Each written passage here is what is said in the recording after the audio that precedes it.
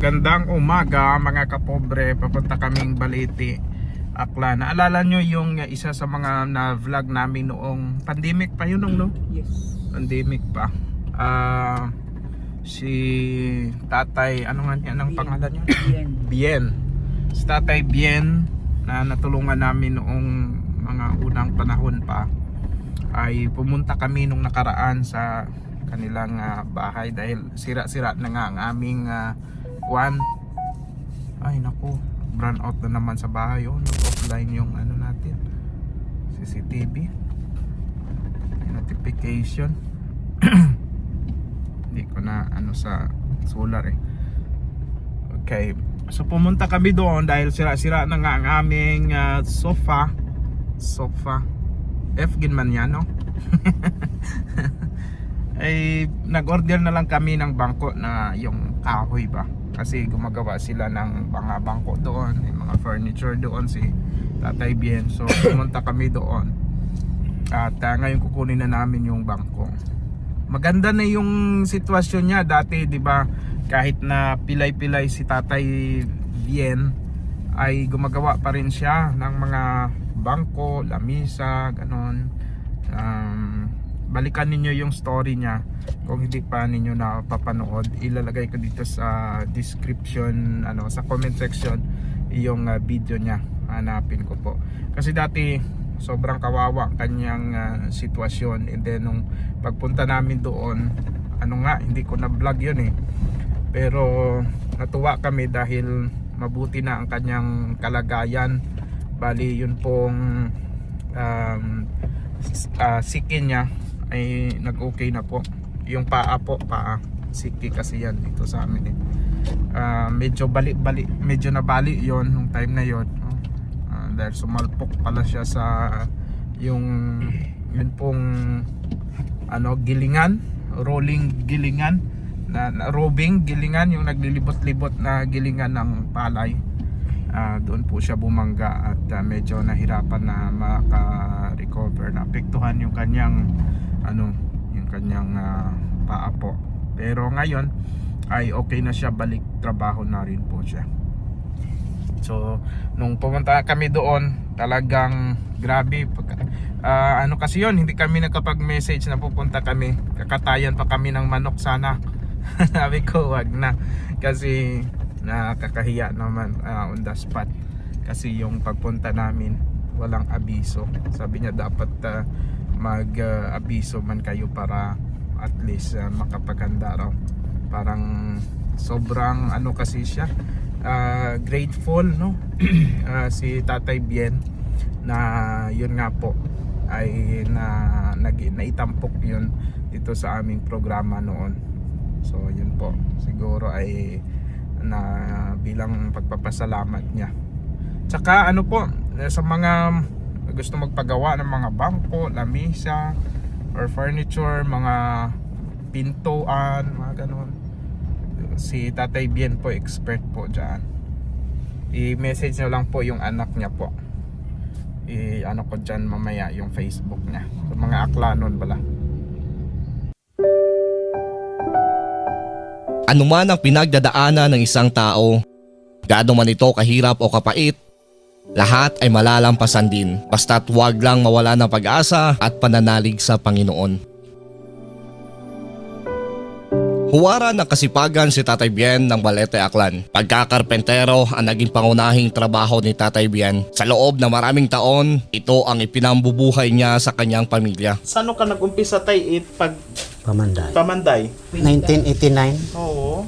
Ya 30 ising po siguro akong panamanday. Ay foreman abi matay mo don sir dati atag medyo wapat at COVID, hay medyo may project tas nag-stop po na yan lang mo sa bagay. Pero sa paggawa ng mga muebles, talagang kumita si Tatay Bien. Dahil sa kalidad ng kanyang mga ginagawang furnitures, marami ang bumibili at nagpapagawa sa kanya. Bali si tatay mong ngarahay dati hay tagitay mo nag-brand mo furniture. Oo sir, mga may kakontakon amat mga teachers nga nga mag aning paubra man na set. Kahit ang isang paralan sa Balete ay regular na nagpapagawa sa kanya ng mga furnitures at kinukuha pa siya bilang karpentero at taga-ayos ng mga muebles. Kaya pala yung mga school parang ganito, ikaw pala kinukuha nila Mm.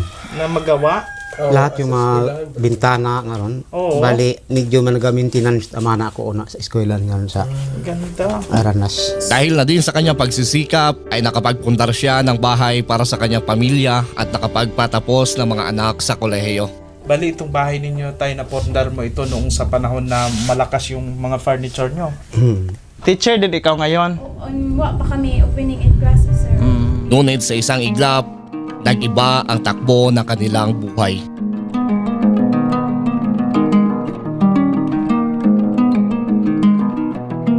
Agosto nitong nakarang taon, nasangkot sa aksidente si Tatay Bien.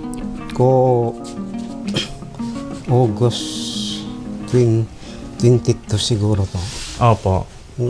Ging tawagan ako principal sa Aranas. Nga ginapaobra ko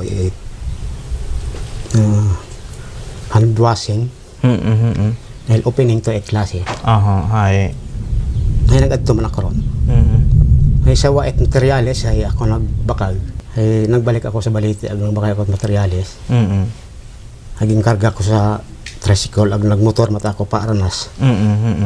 Pag abot ko di karon sa may welcome karon sa may unahan cemetery. May galingan ang nag-atras baga sa kalsada. Nagbagabag ta baga. Yung rolling rice mill. Ayun. Yan po yung may truck na gilingan ng palay. Opo. Maigpit ikaw? Wa, motor ako. Mag-atras tabi mas kalsada hay. Siyempre ako hay nasa highway, siyempre imot ang dayagan ka normal tanan. Highway aron bukod man intersection ba na. Iwa agi tayo mga nag-ungkat atras ba nga raway. Siyempre ikaw ay Dire-diretso ba hindi dito mahina naman akong dayagan. Wa ay ako na tumba. May nasabit ako si Kingar sa kanang. Bali ikaw ro bumunggo sa datong Sanang buli, sanang atras. nga portion. O nag-iwas ba ako. Ayan, dito na kami kay Uncle Bien lugar. Mga kapobs. Yan may isang babae na gakuan. Naga tikang lalakad. Madulas day. Madulas no. Kuya Arnel wala pa. Madulas. Thank you kay Tatay Bien. Ayan, katapos namin kumain ng native na manok dito. Ito na po yung ginawa niyang product ko para sa bahay namin. Tay Bien, kumusta na ikaw? Okay man. Ayan, ayos na. Yung paa mo na okay na po? Nakakalakad na po kayo? Recover gid man. Naka-recover yung man si Tatay Bien.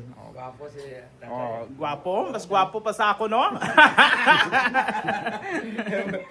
Iba na si Tatay yun. Siya, pag nagpagawa kayo ng mga furniture tables, yan, dito po kayo kay Tatay Bien. Talagang napakagaling po. Sa amin, tapos na agad, Yan. Lakad nga ikaw, Tay? Wow. Aron. Baskogon. Ayan native po ang aming kinain. Ayan po native na manok. Sayang hindi na ako nakapag-video kanina. Grabe kinaon namon siyempre dahil dito kami kay Tatay Bien, nakainom ako ng Coke. Kung sa bahay, nako, ito kaagad yung sasalubong. Anong sasabihin yan? Bawal. Para kakon. Sa akin dito, hindi Ayan. So, ayan tayo. Thank you gid tayo ha. Okay. Opo. Sa mga gusto magpaobra, imong mensahe kada? Mga suki mo. PM nga ka. Araw. Ilagay natin yung Facebook nag-anak niya po. Di ba may Facebook ka rin tayo, no? Ayan, sige. I-add pala kita. Sige. Thank you po. Thank you sa inyo. Ayan. Ayaw ko pero dahan-dahan yung dahan ko lang. Pabalik ko nga ng simbolo. Amo nga imong ginapadahan gid aron na. Oo. Mabudlay gid. Grabe. Pabalik ko meron kasama na abot ang patikakyan ba. Hindi mo tama. Yan, namin. Amon pagpanahon nimo. Yan na yung aming bangko. Yun na ang aming bangko. Yung isa, yung malaki na doon na.